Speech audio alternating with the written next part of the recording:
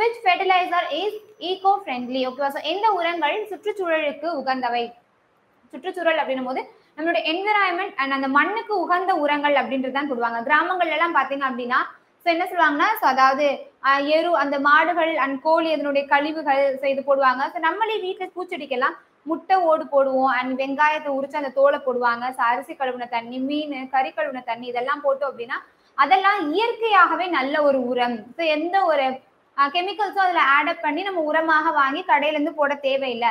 So அது எல்லாமே இயற்கையான ஒரு உரம் அப்படின்னு சொல்லுவாங்க, ரைட்? ஸோ அப்ப எந்த உரங்கள் சுற்றுச்சூழலுக்கு உகந்தது, மண்ணுக்கு உரங்கள் எது உகந்தது அப்படின்னா நம்ம இயற்கையான ஒரு உரம் போடுறோம் அப்படின்னா அதுதான் நம்ம வந்து மண்ணுக்கு ஏற்றது. சில நேரத்துல பாத்தீங்கன்னா செம்மண், கரிசல் மண், மண்ணுலயே நமக்கு 8 வகையானதாக இருக்கும்.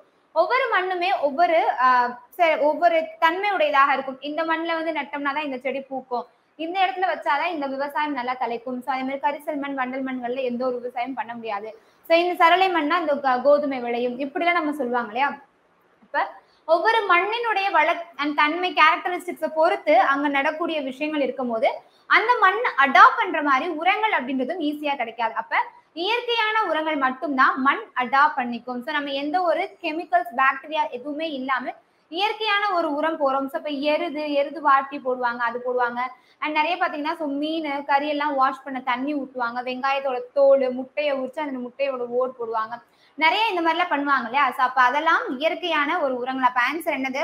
ஆப்ஷன் ஏ, இயற்கை உரங்கள். ஓகேவா? ஸோ ஆர்கானிக் ஆன்சர் என்னது? Option A, organic is the right answer. Note பண்ணிக்கோங்க. அண்ட் நெக்ஸ்ட் பாருங்க, second question. What is the length of a human nerve sell?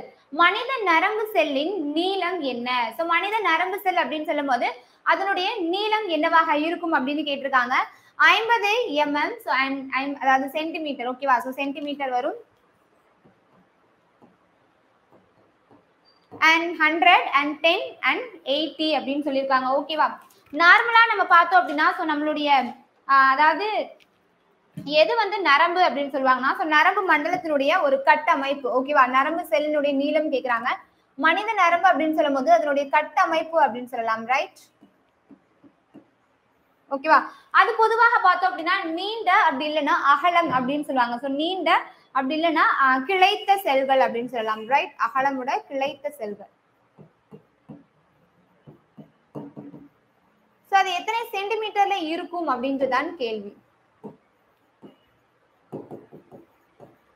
So நார்மலா பொதுவா பார்த்தோம் அப்படின்னா ஸோ 90ல இருந்து 100 cm இருக்கும் அப்படின்னு சொல்லியிருக்காங்க, ரைட்? ஸோ இப்போ நமக்கு ஆப்ஷன்ல 90 கிடையாது.